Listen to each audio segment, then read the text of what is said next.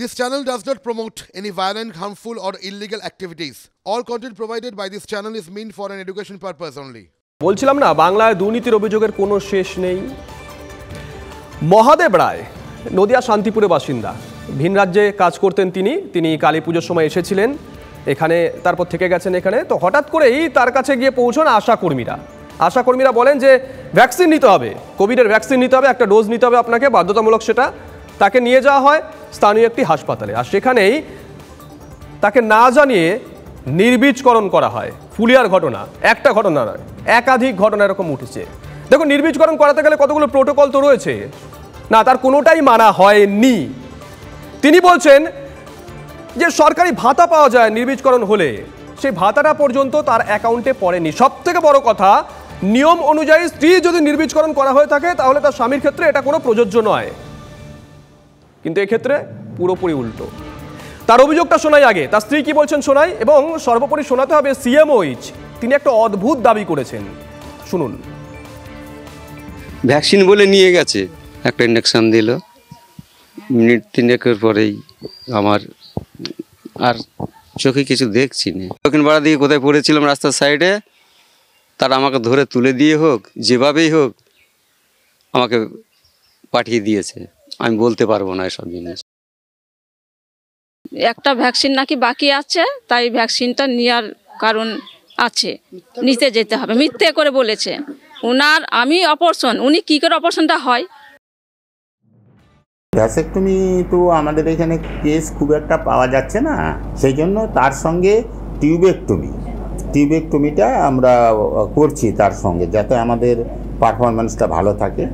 In spite of that আমি একটা meeting করে বলেছি যে সমস্ত রুরাল হসপিটাল এবং স্টেট জেনারেল হসপিটাল মিনিমাম একটা ওদেরকে দেওয়া হয়েছে, লক্ষ্যমাত্রা বেঁধে দেওয়া হয়েছে যে তারা করবে। না দিলে কি না দিয়েছে, আমাকে না একটা রসিদ দিয়েছে, তুমি এত টাকা পাবা, এই পকেটে তোমার ঢুকিয়ে দিলাম।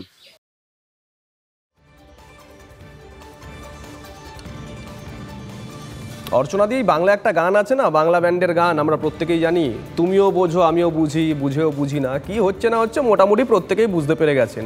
আপনি পেশায় চিকিৎসক, আপনার কাছ থেকে আগে নিয়মটা একটু জানি, যে নিয়মটা কি নির্বীজকরণের? দুম করে কাউকে করানো যায়? সেটা তো ঐচ্ছিক নয়, সেটা তো ঐচ্ছিক, বাধ্যতামূলক নয়। না না, ভেসেক্টমি করতে গেলে without consent of the couple, মানে যদি একসঙ্গে থাকেন তাহলে দুজনেরই কনসেন্ট, আর যদি স্বামী স্ত্রী আলাদা থাকেন শুধুমাত্র হাজব্যান্ডের রিটেন কনসেন্ট, এবং he must be adult in cold মাথায়, ঠান্ডা মাথায় তিনি দেবেন লিখিত, এবং তারপরে তাকে পরীক্ষা করি। উইদাউট টেস্ট এরকম করা যায় না। এবং এইভাবে ভেসেক্টমি করা, যে একটা কথা বলে নিয়ে গিয়ে তাকে লোকাল দিয়ে লোকাল অ্যানেস্থেসিয়াতে করে দেওয়া, this is crime. Government of West Bengal এগুলো কিভাবে করতে পারে? টার্গেটের কথা বলছেন, পারফরম্যান্সের কথা বলছেন। ন্যাশনাল হেলথ মিশনের একটা ফ্যামিলি প্ল্যানিং এর কিছু টার্গেট থাকতে পারে। তার মানে এই নয় যে ভালো সুস্থ লোকগুলো যার প্রয়োজন নেই তাকে তুলে নিয়ে গিয়ে তার টার্গেট ফিল আপ করবে আর এই কাজগুলো করবে। কুকর্ম, একে বলা হয় কুকর্ম। আর দ্বিতীয় কথা, যে সিএমওইচ রয়েছেন তার বিরুদ্ধে মামলা হওয়া উচিত, because he is the team leader.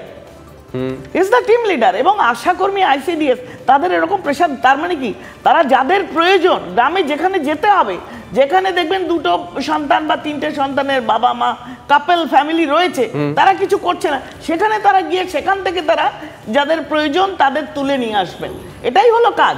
তারা সেগুলো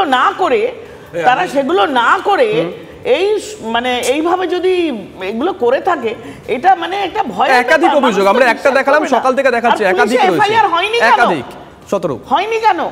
তো প্রথম কথা হচ্ছে, আপনি মানে অনেকক্ষণ পরে সুযোগ দিয়েছেন, তার জন্য ধন্যবাদ। আমাকে প্রথমে একটা কথা বলার অনুমতি দিতে হবে, তারপরেই আমি এই বিষয়ে কিছু বলবো। তা হচ্ছে, গৌতম দেব একটা কথা বললেন যেটা আমার অত্যন্ত কানে লেগেছিল। আমি আশা করেছিলাম যে আপনার অন্ততপক্ষে ওটাকে নোট করবেন বা ওই নিয়ে কিছু বলবেন। তা হচ্ছে, উনি যে দুর্বল নন এটা বোঝাতে গিয়ে বলেন যে আমরা হাতে চুরি পরে বসে নেই।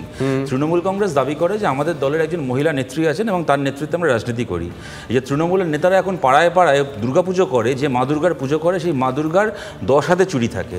দুর্বল কি দুর্বল দুর্বল নন এবং সেই ওনার সাবল্য উনি কীরকমভাবে দেখাবেন, বিরোধীদেরকে পিটিয়ে দেখাবেন কিনা সেটা একটা অন্য রাজনৈতিক প্রসঙ্গ। কিন্তু এটা বলার জন্য রাজ্যের একজন প্রাক্তন মন্ত্রী এখন শিলিগুড়ি কর্পোরেশনের মেয়র দাঁড়িয়ে বলছে হাতে চুরি পরে বসে নেই, এই ধরনের লোকেদেরকে দিয়ে এদের নারীবাদের চরিত্রটাকে চিনে নিন। ভোট পাওয়ার জন্য মমতা বন্দ্যোপাধ্যায়ের মুখ ব্যবহার করবে, কিন্তু মনে মনে কী ধরনের পুরুষতান্ত্রিকেরা। এই গেল এক। দ্বিতীয় কথা হচ্ছে, আমাদের রাজ্যে যদি সরকার বলে ন্যূনতম কিছু বেঁচে থাকায়, খুব একটা নেই বলে আমার মনে হয়, যদি থেকে থাকে, অনুরোধ করব এই মুহূর্তে TV9 বাংলার অফিসে ফোন করে TV9 বাংলার কাছ থেকে এই CMOH-এর এই ক্লিপটাকে, তার বাইটটাকে চেয়ে নিয়ে এই বাইটের ভিত্তিতে CMOH-কে এক্ষুনি গ্রেপ্তার করা উচিত। একটা লোক ক্যামেরার সামনে বলছে যে এখন ভ্যাসেক্টমির কেস খুব একটা পাওয়া যায় না, আমাদেরকে একটা টার্গেট মিট করতে হবে, আমরা এটা করে দিয়েছি। পারফরমেন্স বলছে, পারফরমেন্স। এই ক্লিপটাকে TV9-এর কাছ থেকে চেয়ে নিয়ে CMOH-কে গ্রেপ্তার করা হোক এবং এই ক্লিপটাকে প্রমাণ হিসেবে আদালতে দাখিল করা হোক। এত বড় আসপর্দা এদের, একজন মানুষকে না জানিয়ে তার উপর তার মানে সারা জীবনকে পাল্টে দেওয়ার মতো একটা প্রসেস তার উপর চালিয়ে দিয়ে তারপরে দাঁতবার করে বলছে আমরা টার্গেট ফুলফিল করছিলাম। কতটা নোংরা, কতটা অধঃপতনে গেছে খালি একটা সরকার নয়, একটা গোটা ব্যবস্থা, কার মধ্যে আমরা বেঁচে আছি আজকে আমরা চোখের সামনে দেখছি। অভিষেক আসবো, সময় দেবো। অভিষেক, আচ্ছা, ভারতবর্ষের স্বাস্থ্যের যে নীতিটা আছে সেটা আমি একটু বলে দিই। সেটা হচ্ছে এই যে এক কে বাদ অভি নেই, দো কে বাদ কভি নেই, এই যে ন্যাশনাল চাইল্ড পলিসি, এই যে 2 শিশুর এটা, সেটার কোনো টার্গেট আছে বলে অন্তত আমি শুনিনি। অ্যাটলিস্ট আমরা যতদিন সরকারে ছিলাম সেরকম। এখানে এটা জনসচেতনতামূলক 1, 2 হচ্ছে এটা ঐচ্ছিক। অবশ্যই আমাদের জনসংখ্যা বা জনবিস্ফোরণ যাতে না হয় তার জন্য। এবার এখানে আমার একটা খুব অবাক করা একটা জিনিস লাগলো, সমাপতন কিনা বলতে পারবো না। এই মুহূর্তে দাঁড়িয়ে তুমি যখন আলোচনা করছি তখন দুটো রাজ্য, আসাম হিমন্ত বিশ্ব শর্মা এবং উত্তরপ্রদেশ যোগী আদিত্যনাথ, তারা দুটো আইন পাশ করেছে। কি আইন পাশ করেছে? 2 child policy mandatory for the government employee এবং 2 child policy to get the incentive, মানে তার জন্য এই ড্রাফট আইন পাশ করেছে। এবং সেখানে ওই যে টার্গেট যেটা বলা হয়েছে সেই টার্গেটটাই দুটো রাজ্যে আছে।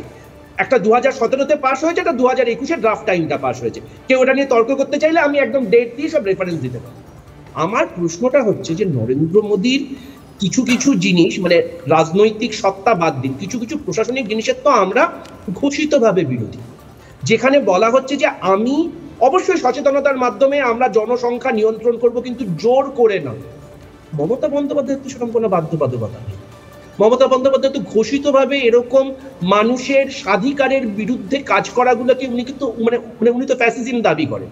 তাহলে সেখানে দাঁড়িয়ে ওনার, কারণ স্বাস্থ্য কিন্তু অ্যাজ পার 7th শিডিউল স্বাস্থ্য কিন্তু রাজ্যের আওতায় এবং স্বাস্থ্যমন্ত্রীর নাম মমতা বন্দ্যোপাধ্যায়। স্বাস্থ্য প্রতিমন্ত্রীর নাম চন্দ্রিমা দেবী হতে পারে, স্বাস্থ্যমন্ত্রীর নাম হচ্ছে মমতা বন্দ্যোপাধ্যায়। মমতা বন্দ্যোপাধ্যায় কি টার্গেটটা দিয়েছেন CMOH-কে আমি সেটা জানতে চাই। CMOH তো অবশ্যই গ্রেফতার হওয়া উচিত, আমি সত্যির সঙ্গে একমত, কিন্তু তার পাশাপাশি স্টেট হেলথ মিনিস্টার তিনি কোন টার্গেটটা দিয়েছে যেটা ফুলফিল করবার জন্য এই বেআইনিটা করতে হবে। আর যদি তোমাকে তোমার এডিটর ইন চিফ কোনো টার্গেট দেয়, যে টার্গেটটা ইটসেলফ বেআইনি, শুধু তোমাকে গ্রেফতার করলে হবে না, তোমার এডিটর ইন চিফকে কিন্তু দায় নিতে হবে। সিভিল রাইটস তো ডেমোক্রেসিতে আছে, যেটা অভিষেক বাবু বলছিলেন ওটা হচ্ছে সিভিল রাইটস ডেমোক্রেসিতে, যেটা ঐচ্ছিক নয়, চাপিয়ে দেওয়া যায় না। এই ধরনের কিছু সঞ্জয় গান্ধী একটা সময় এই ধরনের একটা চেষ্টা করেছিলেন, আমরা জানি তার ইতিহাসটা, আমি ওখানে যাচ্ছি না। প্রশ্নটা হচ্ছে 164-র 2 উপধারাতে কোনো সিএম, ক্যাবিনেটের প্রধান এবং ঘটনাচক্রে অভিষেকবাবু বলছিলেন যে স্বাস্থ্য দপ্তরটা তার হাতে। তাহলে এই কাজটার সাথে এই মুহূর্তে ভিডিও ক্লিপিংয়ের পরে এই যে CMOH, তাকে তিনি তো সলিড ক্রিমিনাল একটা লাইবিলিটিস তার হয়েছে, তাকে শুধু অ্যারেস্ট করা নয়, এটার পুরো দপ্তরটা যেহেতু মমতা ব্যানার্জির কাছে, তিনি কিন্তু সলি রেসপন্সিবল। কারণ 166 2 নম্বর ধারা অনুযায়ী কোনো একজন মিনিস্টারের যদি দপ্তরে এই ধরনের একটা ভয়ানক অমানবিক ঘটনা হতে থাকে, এটা অমানবিক আমি বলছি, ক্রিমিনাল লাইবিলিটিস CMOর হতে পারে, কিন্তু পুরো হোল রেসপন্সিবিলিটি CM-এর, যেহেতু ক্যাবিনেটের প্রধান শুধু নয়, এই দপ্তরটা তার। পরে মনে পড়লো বলে কাইন্ডলি দেবে। দেখো, এই ধরনের খবর যে সামনে আসছে, অন্য একটা ইমপ্লিকেশন ভেবে দেখো, খালি একটা কোভিড ভ্যাকসিন বলে না, অসংখ্য তো ভ্যাকসিন নিতে হয়, শিশুদেরকে দিতে হয় অসংখ্য। তুমি বলো তো, যে মানুষের মনে এবার যাবতীয় ভ্যাকসিন সম্পর্কে কি ভয় তৈরি হবে এগুলো দেখার পরে। শুধু ভ্যাকসিন কেন, যারা আশাকর্মী বাড়িতে বাড়িতে যান, 10 সেকেন্ড, একজন প্রান্তিক মানুষ এটা ভাববেন না যে মনে করে একটা বাচ্চা হয়েছে, তাকে মিজলসের ভ্যাকসিন দিতে যেতে হবে। সরকার থেকে এখন নানা রকম ভ্যাকসিন, যে বলছে স্মল পক্সের কি এখন হচ্ছে তো এর ভ্যাকসিন। এবার একটা লোকের মনে হবে না যে আমি ভাই সরকারি একটা স্বাস্থ্যকেন্দ্রে যাবো একটা ভ্যাকসিন নিতে, একটা কারণে নেই, একটা হেপাটাইটিসের ভ্যাকসিন দিতে যাবো, আসলে আমার ওখানে নির্বীজকরণ করে দেওয়া হবে, ভ্যাকসিনটমি করিয়ে দেওয়া হবে, এটা মানুষের মনে হবে না? তুমি এর ইমপ্লিকেশন, সামাজিক অনেক অনেক অনেক আসবো, এক এক করে আসবো। হ্যাঁ, তৃণমূলের গভর্নমেন্ট তো পয়সা পকেটে ভরা ছাড়া আর কিছু জানে না। যেহেতু সেন্ট্রাল থেকে একটা বিগ অ্যামাউন্ট অফ টাকা আসে এই ভেসেক্টমি টিউবেক্টমির যারা ক্যান্ডিডেট যারা করেছেন তাদের একটা দেওয়া হয়, এবং সেই টাকাটা এইভাবে ওরা আত্মসাৎ করছে। এবং নির্বীজকরণ যাকে করা হচ্ছে তাকে দেওয়া হচ্ছে, চিকিৎসককে, নার্সকে দেওয়া হচ্ছে, আশা কর্মীকেও দেওয়া হচ্ছে। অনিন্দ্যবাবু, আমি অনেকক্ষণ ধরে শুনছিলাম, একটা যে ঘটনা ঘটেছে কোনো একটি জায়গায় আপনারা তুলে ধরেছেন, তার জন্য ধন্যবাদ। কিন্তু ঘটনাটা হচ্ছে এমনভাবে পরিবেশন করা হচ্ছে যেন সমস্ত আমাদের পশ্চিমবঙ্গে একই জিনিস ঘটছে, তা নয়। এটা যেটা হয়েছে তার একটা কমপ্লেন হয়েছে, পুলিশের থানায় কমপ্লেন হয়েছে। পশ্চিমবঙ্গে কোথায় কি ঘটছে গত 7-8 দিন ধরে বলে যাব পরপর স্বাস্থ্য ব্যবস্থায়। আমি বলিনি কোনো একটা ঘটনা ঘটেছে সেটা ইনভেস্টিগেশন হবে, কিন্তু তার মানে এটা করার মনে নেই শত্রুর যে কথাটা বলছিল কেউ একটা ভ্যাকসিন নিতে গেলে তার আতঙ্ক হয়ে যাবে। কোনো একটা ব্যতিক্রমী ঘটনাটা এক্সাম্পল হতে পারে না, কোনোদিন এক্সাম্পল হতে পারে না। আজকে স্বাস্থ্য দপ্তরে যে কাজ করে অনিন্দ্যদা, এক মিনিট একটু অনিন্দ্যদা একটু শুধরে দেই। একটি ঘটনা নয় কিন্তু একাধিক ঘটনা সকাল থেকে আমরা দেখিয়ে গেছি। হ্যাঁ বলুন, আপনি বললেন একটি ঘটনা ব্যতিক্রমী, একাধিক ঘটনা তা তো নয়। বলুন, তার মানে কি পশ্চিমবঙ্গের সর্বত্র একই জিনিস ঘটছে? তা তো না, নয়, তা কখনোই নয়। একটি জেলায় একটা দুটো ঘটনা ঘটলে অনিন্দ্যদা লোকের মনে একটা আশঙ্কা তৈরি হয়ে যায় না? কোনোভাই বলছি আমি বলছি না তৈরি হওয়া উচিত, তার মানে এই নয় মানুষের অনিন্দ্যদা পিসিআর একটা ছবি চালিয়েছে, একটু দেখে নিন। আপনি রাজ্যের একটা ক্ষেত্রে বলছিলেন, আমরা দেখাচ্ছি মিড ডে মিলে দুর্নীতির অভিযোগ, মালদার ঘটনা, মাতৃবন্দনা যোজনা দুর্নীতি মালদা, পরপর দেখিয়েছি নির্বীজকরণ দুর্নীতি আপনি নদিয়া ঘটনা দেখাচ্ছেন, সেখান থেকে কিছু না বলতে পেরে মিড ডে মিলে চলে যাচ্ছেন। আপনি যেটা ঠিক করেন কোনটা বলবেন? আপনি বললেন যে আপনি রাজ্যের ছবিটা দেখতে চেয়েছিলেন, তো রাজ্যের ছবিটা দেখাচ্ছি। আপনি ব্যাপারটা বুঝতে পারছেন, আপনি স্বাস্থ্য নিয়ে কথা বলছিলেন, এখানে একটি ঘটনা ঘটেছে সেটা নিয়ে আমরা আলোচনা করছিলাম, আপনি একটা প্রশ্ন করাতে বলাতে আপনি চলে গেলেন মিড ডে মিলে। এটা তো কথা নয়। তার মানেটা কি? আমি বলছি তো যে একটি ঘটনা ঘটেছে, দুর্ভাগ্যজনক ঘটনা, পুলিশ এফআইআর নিয়েছে এবং পুলিশ তদন্ত করছে, যদি যা হবে সেটা নিশ্চয়ই দেখা যাবে। তার মানে এইটা নয় যে সমস্ত পশ্চিমবঙ্গের লোককে আতঙ্ক করিয়ে দেবো যে ভাই তোমরা কোনো ভ্যাকসিনেশন নিতে যেও না, তোমরা কোনো স্বাস্থ্য পরিষেবা পাবে না। এটা ঠিক না, কোনো একটা ব্যতিক্রমী ঘটনা, সেটা কোনো এক্সাম্পল হতে পারে না। সবই আপনারা ছোট ঘটনা, ব্যতিক্রমী ঘটনা বলে চালিয়ে আমি ছোট ঘটনা বলছি, আমি ছোট বড় কোনো ঘটনাই বলছি না। ঝন্টু বাবুর কাছে অনেক তথ্য থাকে। ঝন্টু বাবু, একটা আমাকে বলুন তো, যে এরকম তো প্রচুর দুর্নীতির অভিযোগ উঠেছে, দৃষ্টান্তমূলক শাস্তি মনে পড়ছে আপনার প্রশাসনের তরফ থেকে নেওয়া হয়েছে, যাতে অন্য কেউ সেটা করার আগে ভয় পাবে? আমাকে একটা মিনিট সময় দাও, ননস্টপ। যে একটা তো হয়নি, তুমি আমি প্রত্যেকে জানি। এই যে মিড ডে মিলের তুমি কথাটা বলছো, গত পরশুদিন ভারতবর্ষের পার্লামেন্টে অভিনব একটা ঘটনা, যে কেন্দ্রীয় মন্ত্রী শুধুমাত্র কিছুটা সময় নষ্ট করে লিখিত ডকুমেন্টস দিলেন।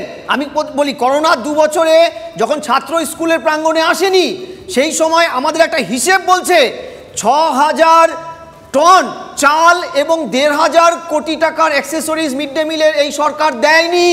দ্বিতীয়, এই রাজ্যে সবচেয়ে বেশি স্কুল বন্ধ থাকে, ওয়ার্কিং ডে স্কুলে কম, সেই চালের হিসাব দেয়নি। অর্থাৎ অঙ্কের হিসাব ধরলে শুভজিৎ এই টাকা 4000 নয়, আরো বেশি বাড়বে।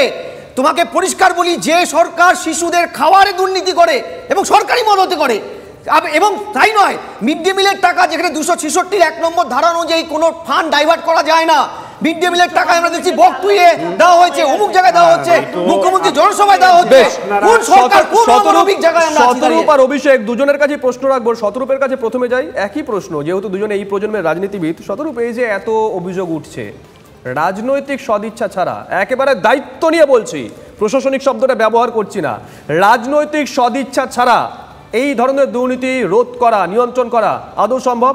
সম্ভব নয়। এবং তার থেকে বড় কথা শুভজিৎ, রাজনৈতিক মদত ছাড়া এই ধরনের দুর্নীতি করাও সম্ভব নয়। বারবার আমাদেরকে এটা মাথায় রাখতে হবে, বাংলার হাজার হাজার এসএসসি টেট পরীক্ষার্থী অর্পিতার বেলঘরিয়ার ফ্ল্যাটে গিয়ে টাকা জমা দিয়ে আসেনি। টাকাগুলো পাড়ায় পাড়ায়, গ্রামে গ্রামে কালেক্টেড হওয়ার পরে পশ্চিমবঙ্গ পুলিশের করে দেওয়া গ্রিন করিডোর দিয়ে ওই টাকা পৌঁছেছে বেলঘরিয়ার ফ্ল্যাটে কি আরও বিভিন্ন জায়গাতে, তোমরাই দেখিয়েছো। সুতরাং সরকারি মদত না থাকলে এই দুর্নীতি হয় না। যে সরকার দুর্নীতি করে, যে সরকার দুর্নীতির টাকায় সরকারে বসে আছে, সেই সরকার কখনো দুর্নীতি তদন্তও করতে পারে না। অভিষেক, আমি শতরূপের সঙ্গে 100% সহমত। তার পাশাপাশি আমি আরেকটা জিনিসও একটু হাইলাইট করতে চাই। নিঃসন্দেহে রাজ্য সরকার যে দুর্নীতির বিরুদ্ধে কোনো ক্রেডিবিলিটি নেই তাতে কোনো অর্থ নেই। কিন্তু তার পাশাপাশি আমি একটা ব্যাপার খুব অবাক লাগে, যারা তদন্ত করতে চাইছে বা তদন্ত করছে বলে দেখাচ্ছে সেই কেন্দ্রীয় এজেন্সি বা তাদের সরকার, তারা কতটা অনেস্ট। না হলে তুমি ভাবো পার্থ চ্যাটার্জি ধরা পড়ার পর 16 মাস বাদে তার আত্মসহায়ক বা তার ডান হাতকে ডাকা হচ্ছে, কি এক্সপেকটেশন নেই যে সে 16 মাস ধরে ডকুমেন্ট গুলোকে খুব জমিয়ে রাখবে? আমি তোমাকে কয়েকটা এক্সাম্পল দিতে চাই। আমরা এক্সাম্পল নেওয়ার মতন আর অভিষেক বিশ্বাস করার সময় নেই। আলোচনা চালিয়ে নিয়ে যেতে পারলে প্রত্যেকেই সমৃদ্ধ হতাম, আমরা হতাম, দর্শকরা হতো, কিন্তু আলোচনা তো কোথাও না কোথাও শেষ করতে হয়। অসংখ্য ধন্যবাদ প্রত্যেককে।